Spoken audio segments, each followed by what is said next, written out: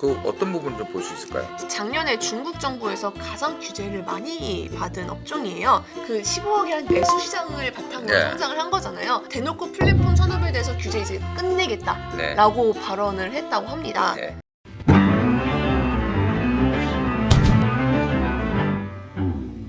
돌아온 반가워 ETF 오늘 10번째 순서입니다. 오늘은 중국 지수에 투자하는 ETF를 한번 또 알아보도록 하겠습니다. 오늘도 미래에셋자산운용 글로벌 ETF 마케팅 팀의 송승현 선임연구원님 나와 계십니다. 안녕하십니까? 네, 안녕하십니까? 예, 벌써 우리가 이제 오늘 마지막 10화인데 마지막 주제가 중국이에요, 중국. 네, 예, 가장 중요한 핵심 화두인데 왜 이 시점에 중국 증시에 관심을 가져야 하냐? 네. 여기서부터 일단 출발을 한번 좀 해봐야 될 것 같아요. 그래서 일단 중국 증시에 관심 가져야 되는 이유는 딱 하나입니다. 네. 중국만 지금 글로벌 증시 전반적인 흐름에서 그래도 반대로 움직이고 있다는 거예요. 보면은 MSCI 지수 기준으로 말씀드리면은 중국 같은 경우는 최근 1개월 수익률이 10%입니다.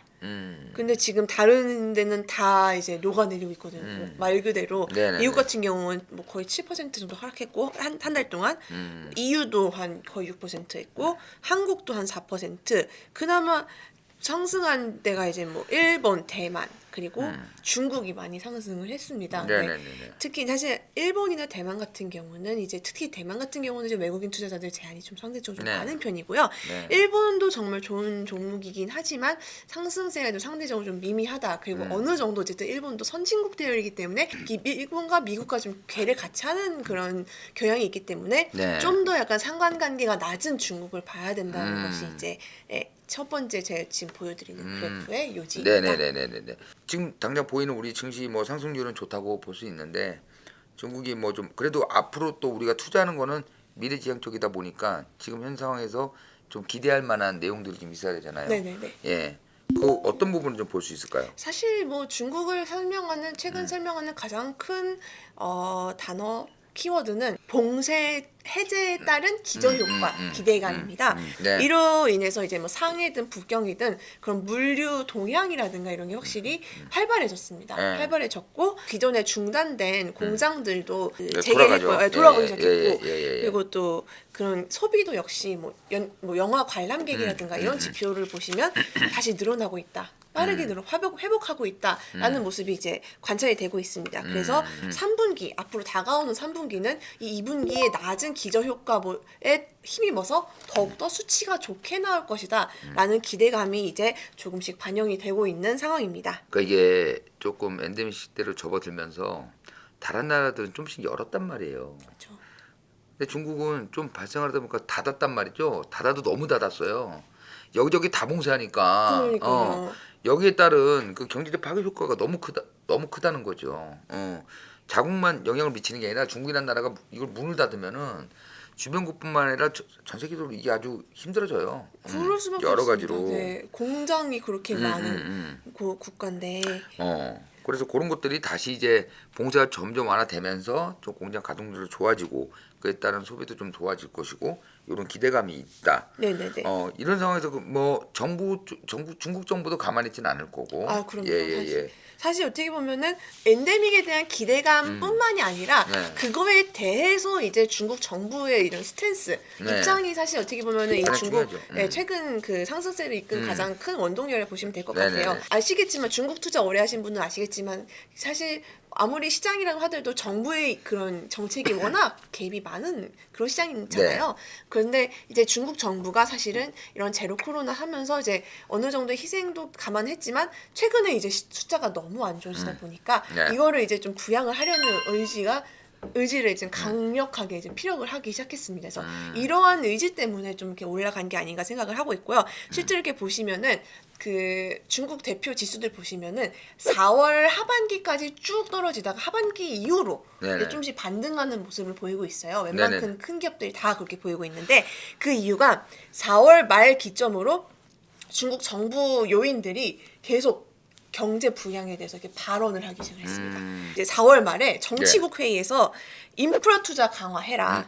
지방 정부 레버리지 네네네. 억제하는 거 이거 다 네네. 풀어줘라. 그리고 고용 충격 완충해야 되기 때문에 이제 뭐 각종 뭐 부동산 플랫폼 같은 규제들 완화를 해라 그런 게 나오기 시작했고요. 네네. 또 5월 달에는 이제 뭐 지방 정부 정책 무게 중심에서 이제 경기 부양 좀 해라. 네네네. 그래서 이제 돈 많이 풀어라. 이런 게 이제 정부 요인들이 정부의 그 인사들이 공식 자리에서 얘기를 하기 시작했어요. 아 이제 그러면 풀리나 보다 하고 이제 시장이 기대를 하기 시작했죠. 또 시장이 기대하기 시작한 거는 또 하나가 이유가 있으면 그 전에 제가 사실 먼저 말씀드렸어야 되는데 네. 2021년에 사실 이제 팬데믹 기간 동안 원래 미국도 금리 계속 내리고 유럽도 내리고 우리나라도 내리고 어쨌든 다 완화적인 기조였는데 중국만 사실 작년에 오히려 좀 이렇게 규제를 강화하는 입장을 했었습니다. 네. 그래서 그런 뭐 부동산 그런 자산의 양질화 아무튼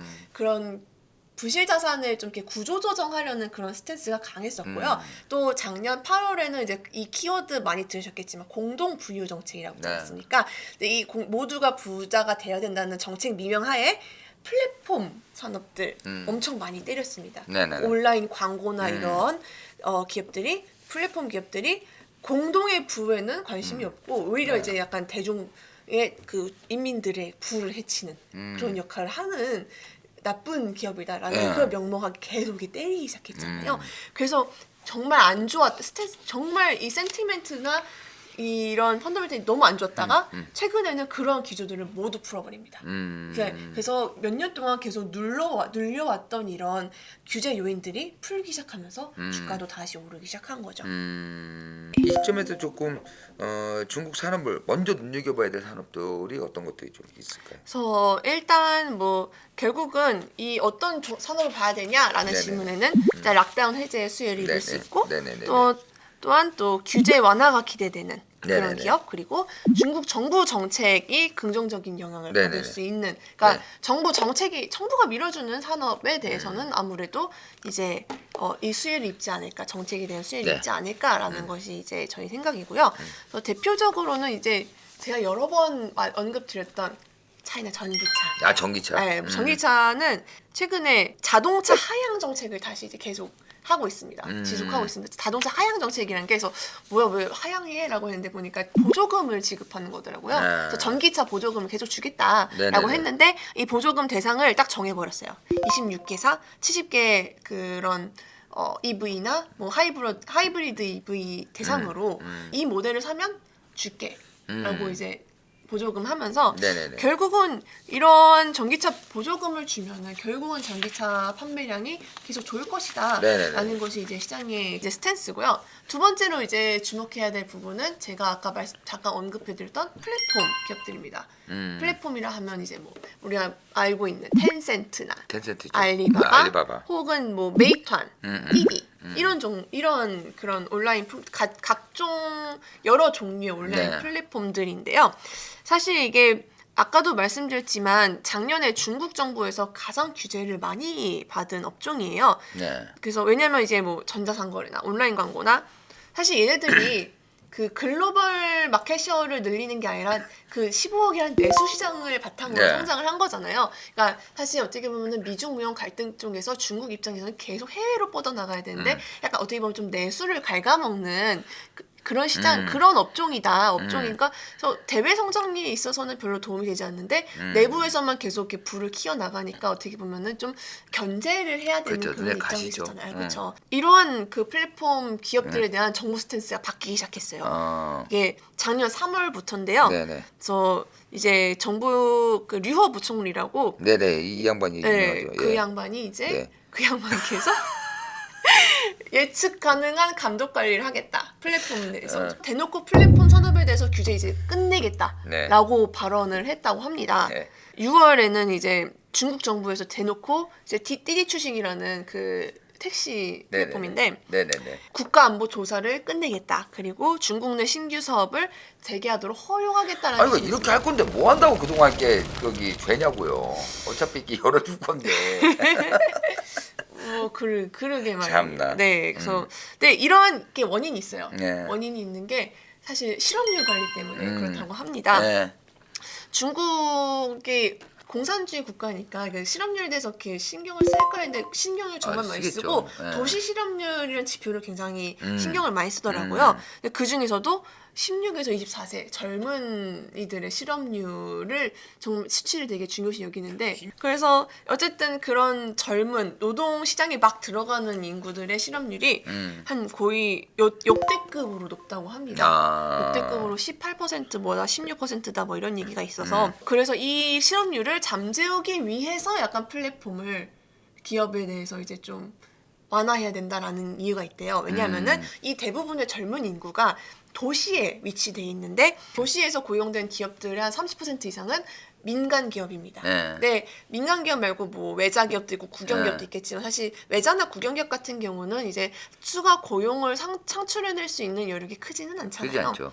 그래서 결국은 이 30% 민간 기업들이 고용 창출을 다 해야 되는데 이 민간 기업들의 대부분이 사실 빅테크란 말이죠. 빅테크 그죠. 그동안 플랫폼 기업이란 말이죠. 그래서 그동안 사실 근데 그 규제를 받으면서 감원을 굉장히 많이 했대요.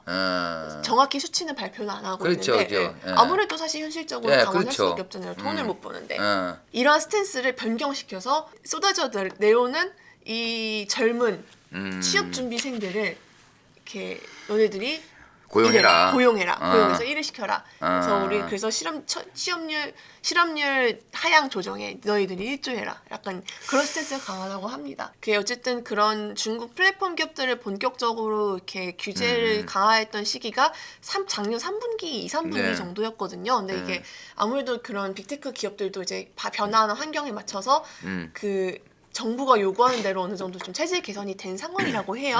그래서 이미 그 체질 개선된 상황에서 어떻게 보면은 이제 뭐 당근이 될 수도 있는 거고 사실 기업 입장에서는 어떻게 보면 좀 가스라이팅 당한 거 아닌가. 그죠, 네. 그죠. 그럴 정도 이제 정부에 맞춰서 이제 이렇게 가고 있다라고 보시면 될 것 같아요. 네네네네네. 일단은 크게 자동차 산업하고 플랫폼 기업 네네. 쪽으로 이제 업종을 좀 보면 될 것 같고 네. 결국 이제 우리가 오늘 알아보는 게 이제 ETF다 보니까 이제 중국 지수에 투자하는 ETF를 좀 알아보려고 하는 거잖아요. 근데 중국 자체에도 그 지수가 굉장히 많아요.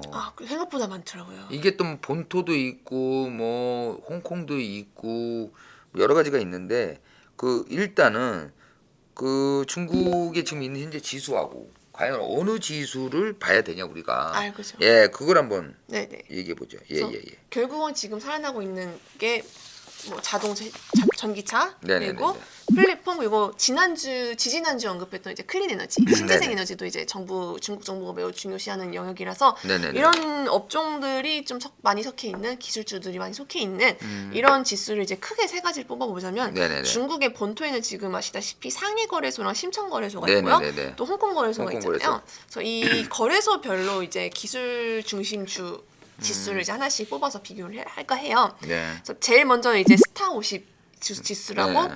상해 거래소에 이제 있습니다. 상해 지수인데요. 이 종목 같은 경우는 이 지수 같은 경우는 이제 미중 무역 갈등이 심해지던 2018년쯤 이제 네네. 정부에서 의도적으로 만든 지수입니다. 그래서 유니콘 기업들을 얘네들 ADR 미국에 상장하지 말고 이제 우리나라에서 상장할 수 있게 해라 네네네네네. 해가지고 이런 원래 이렇게 지수에 상장할 때 증권 특정 종목이 IPO를 할 때 요건들이 다 있잖아요. 그래서 네네네. 뭐 몇 년 이상 뭐 이익을 창출해야 되고 뭐 현금을 어느 정도 돼야 되고 시총도 어느 정도 돼야 되고 이런 요건들을 좀 파격적으로 낮춰줬습니다. 낮춰준 과창판 지수고 그 스타 50이라는 함은 그 과창판 지수 중에서 이렇게 몇천 개의 기업이 있는 지수 중에서 50개를 50개 우량한 50개. 그러니까 뒤에 숫자 50개, 30개 이런 거 들어간 것들은 100 이런 거 들어간 것들은 네. 우량 종목만 뽑아냈다는 거예요. 맞아요. 그 탑 지수에. 50, 탑 뭐 30, 예. 아니면 저희 뭐 테크 탑 10이라는 우리 뭐 종목이 코스닥 있는데 100이라든가 그럼요. 코스피 200 이런 것도 똑같은 거니까. 네네. 그래서 상위 50 종목들만 네네.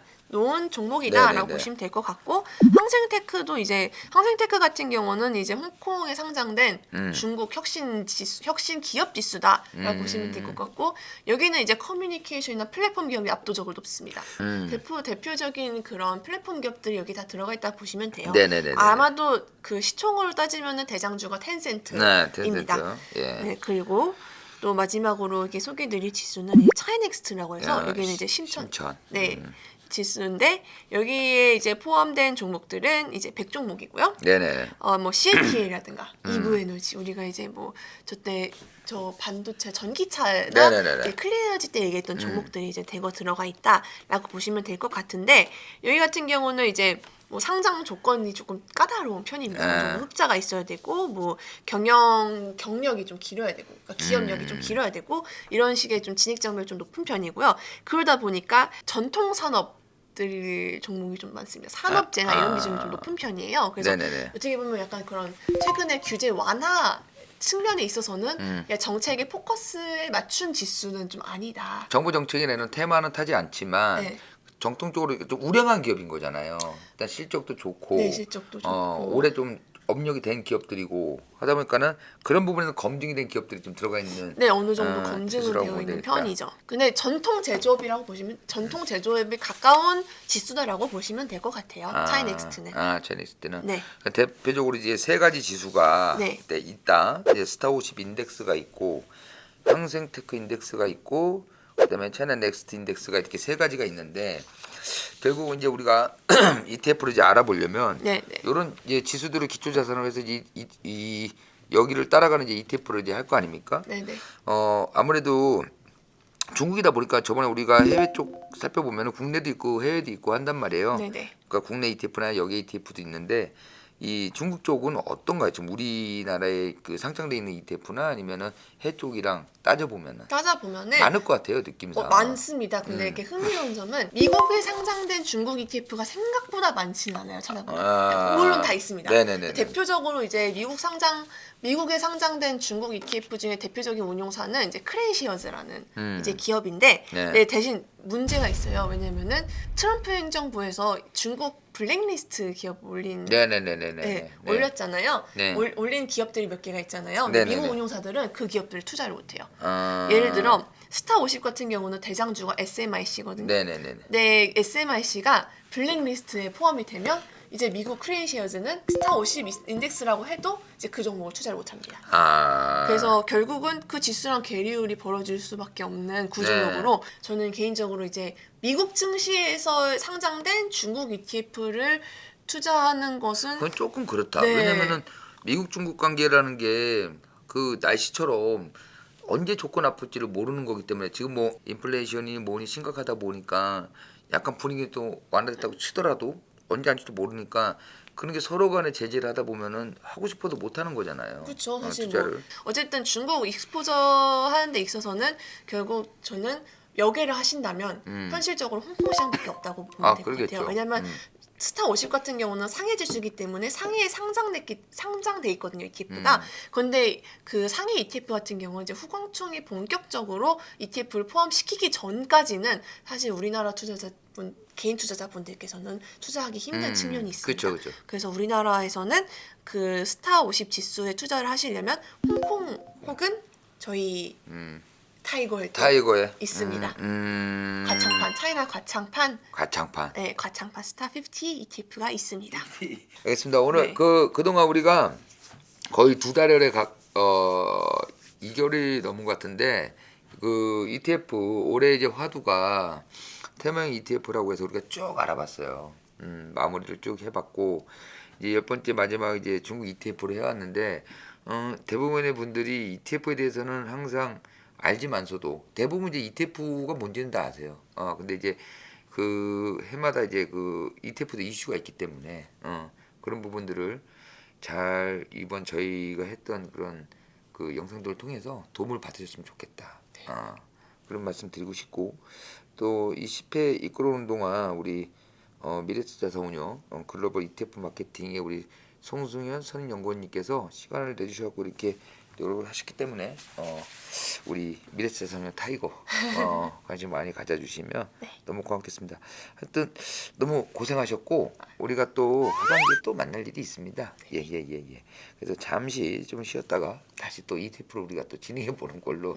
어떻게 하다 보니까 이게 우리 채널이 ETF 채널이 돼가는 느낌이야. ETF도 너무 많이 올라와. 그만큼 ETF가 대세라는 소리. 그러게 말이에요. 우리가 뭐 ETF 이게 홍보대사도 아닌데 어쨌든 요즘 상황에는 잘 맞는 것 같습니다. 영훈이 그동안 고생하셨고 네, 예, 또 뵙도록 하겠습니다. 네, 또 고맙습니다. 뵙겠습니다. 예.